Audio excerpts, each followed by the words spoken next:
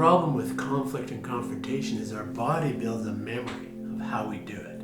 How do we do conflict and confrontation?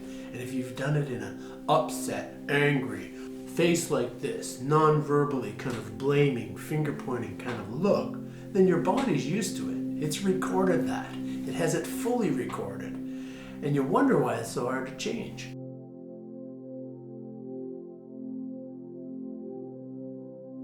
Conflict and confrontation. I run from confrontation. I don't like conflict. I grew up thinking that this is a bad thing. And a lot of us do think this is a bad thing. And then I walk into a class with Professor Sid Olian at the University of Toronto, and he stomps into the room, making the loudest sound he can with his feet as 50, 60 students are sitting there waiting for the start of his class. Organizational change and conflict. And he walks across the room and he looks at us right in the eye and he shouts, "Conflict's inevitable. You better get good at it." And he looks at us with a big grin. It's inevitable. I'm sitting there going, why didn't I know that? Why aren't we told that? Conflict's inevitable. Confrontation. We're constantly confronting each other. This camera right now is confronting me to perform, to say something meaningful. That's confrontation. People come into the office. You're confronting me to be a therapist. I'm confronting you to be a patient. You have to confront the bed in the morning just to get up and out of it. Our body's full of confrontation. It's happening on a regular basis. It confronts us to go to the fridge. It tells us to go to bed. Well, part of it is to normalize. Conflict and confrontation are inevitable. You can actually build up skills to do them better. And if you want to know as a therapist what most people come in for, breakups, split-ups, relationships not working out, mostly because we're not doing confrontation, conflict. We're not doing that well. So much so that we've included in our marriage seminar, conflict is a part of intimacy. How well we do conflict kind of points in the direction of how well we are with intimacy, how close we are as a couple. A couple of major points I'll go through from Gerard, Egan's book, thinking about the relationship you have with the person you're about to confront. One of Egan's main points I just loved: one can only confront another person in as much as they have a relationship. Our confrontation level should be proportioned directly to the quality of the relationship we have with that person. So I grew up with lots of confrontation. High conflict, upset, finger pointing, yelling, blaming. When you grow up with that, your body, your mind think that's how conflict is done. So most of us do say, I don't like conflict, I don't like confrontation. So what do? We want to run from it. No, I think what we don't like is the abuse, the name calling, the finger pointing that goes right along with it. That's not helpful. It doesn't even have to be verbal. It could be non-verbal. That look of disdain or disgust can send out such a message during confrontation. Wouldn't it be nice if we all confronted like 5-year-olds? When a 5-year-old has a problem, how do we confront the 5-year-old? How many times do you do that with an adult? Hey, somebody got a little problem? Can we talk? Let's sit down. Let's get low. Let's relax. It's important. We normalize the problem. Validate the person's feelings. And then we can start to work through whatever is creating the conflict. But confrontation, think about it, and conflict, they go together. And it's very important when you and I confront somebody or they confront us to receive it well and to deliver it well.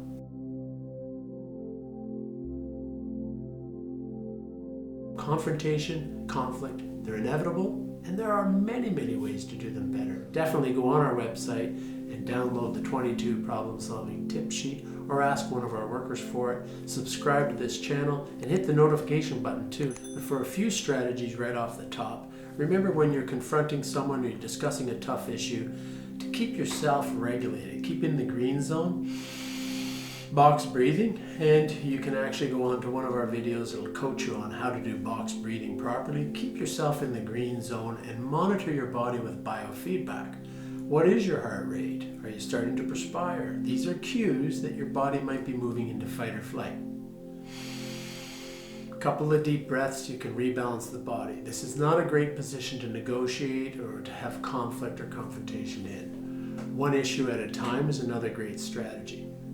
Sticking to the one issue, which can be tricky because you can go off into a detail about the issue and end up way down the rabbit hole. And sometimes taking a time out. When you say, hey, we're butting heads here, let's take 20 minutes or let's take 20 days. Let's take 2 days and come back to the issue with some new information. Both of you can go away, read something, find out some new information, and come back and discuss that issue again. Think about issues as requiring a lot of patience too when we have conflict, confrontation.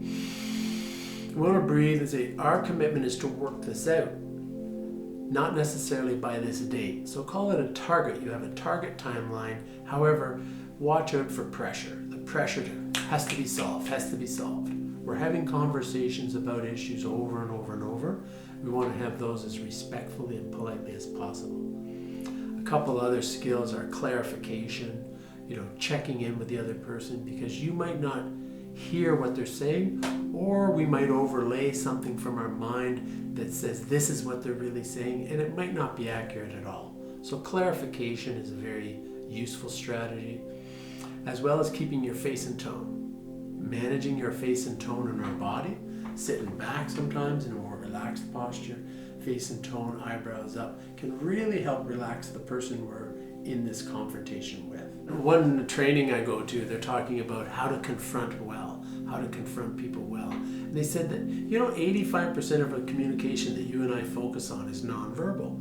And another 15% or 10 or 15% is verbal. I always thought it was the other way around. Nonverbal communication is really important. Face and tone is most of our nonverbal. Use your full body. Use the other 15%. So lay back, chill out.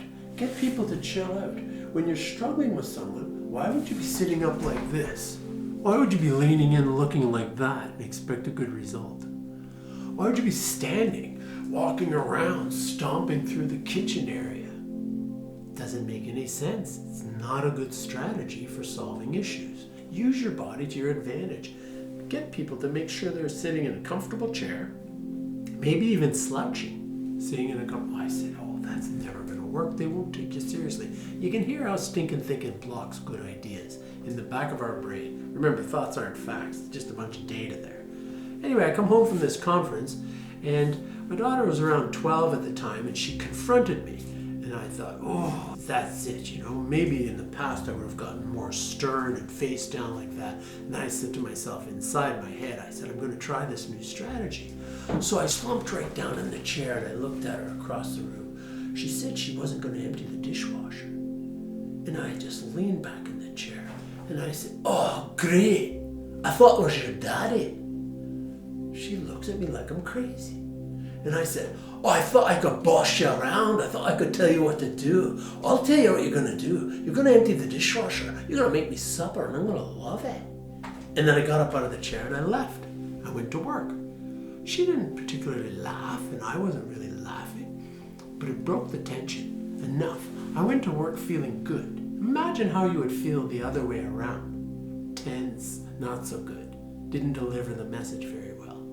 Came back at 5 o'clock. I said, Hannah, what did you think of that little bit of a different way of addressing confrontation, addressing an issue? What she said next shocked me. She said, Dad, I didn't feel intimidated. And I don't think many parents would set that up as a goal, to intimidate. So when you're doing confrontation, when you're doing conflict, you can do it differently. We can do it with love and respect, calmly, politely. We can confront each other on disagreements, issues we don't see eye to eye on, and still walk away feeling like we've kept the connection strong. If there's something said in this video or in any of our other videos and you'd like it addressed in more depth, then definitely leave a comment. Let us know specifically what you'd like more information on, and we'll get back to you on that and maybe even make a video to address your concern. Confrontation, conflict, learning how to do it better and better is our job year after year. Take care out there.